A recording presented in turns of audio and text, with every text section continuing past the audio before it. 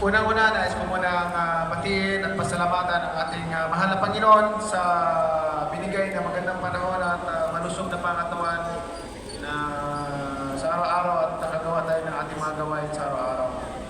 Salamat din sa aking may bahay, J.D. Pacquiao. Siyempre, special mention to our Senator Jingoy Estrada, Senator Francis Tolentino,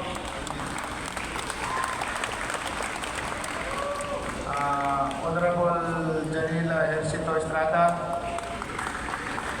and sa ating CEO ng Commissioner Heidi Ong, ang ating aktibo at masipag na Commissioner ng WEPBL Heidi Ong,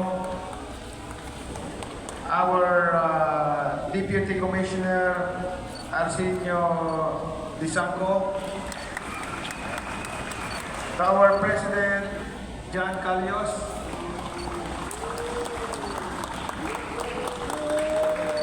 Head of Operations Merman Flores, Deputy Assistant in Operations Valerie Flores, Head of Social Media and Marketing Ivan Pastolero. Marketing ka. Baka zero na naman yung mapasok na yan. Head of Broadcast and Media Relations, Risa Diaz.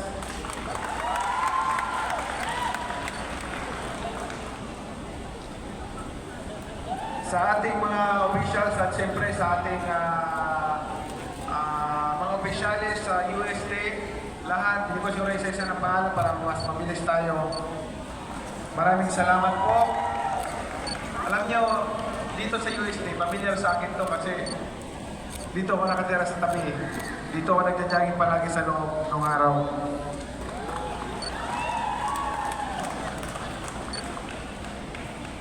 And sa lahat ng narito, lahat ng mga officials na nandito, sa ating EBBL officials, sa ating junior EBBL officials na nandito sila, nakasuporta at nanonood.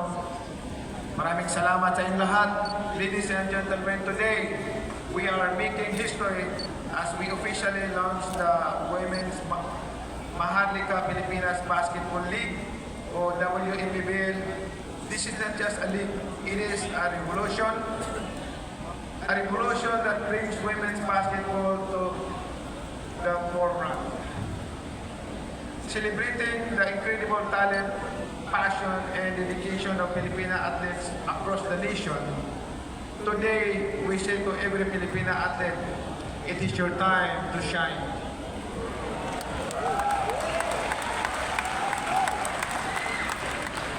Sige, sabihin mo sa katabi mo, it is our time to shine. Sabi mo.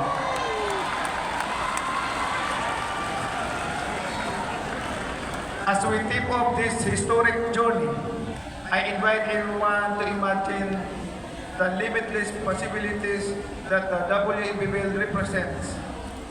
This league is more than a competition. It is a platform for empowerment and a celebration of excellence for Filipinas who dare to dream big. Ito ang liga para sa bawat Pilipinang nangangarap at lumaban. Ang bawat laro ay isang pagpapatunay na ang talento, disiplina at puso ng bawat Pilipina ay walang kapantay.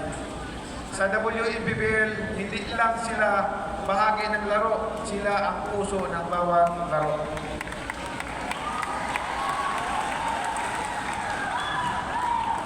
To every young girl watching, this is your sign to aim higher and dream bigger. Huwag kayong matakot, mangarap, dahil ang WEPBL ay para sa inyo isang plataforma ng inspirasyon at pag-asa. To the players, this is your moment to prove that the Filipino spirit is unstoppable. Every shot, every rebound, every victory will echo the strength and determination that define you.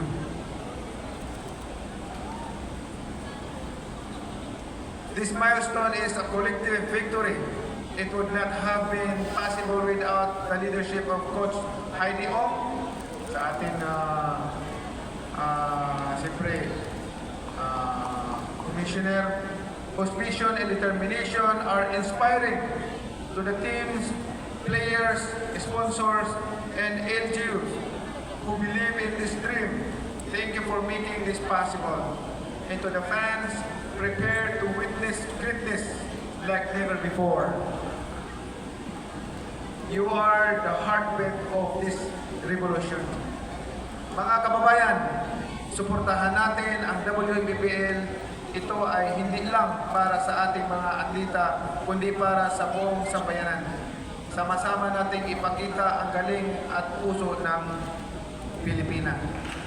Mabuhay ang WBBL. Maraming salamat po sa inyong walang sawang pagsuporta.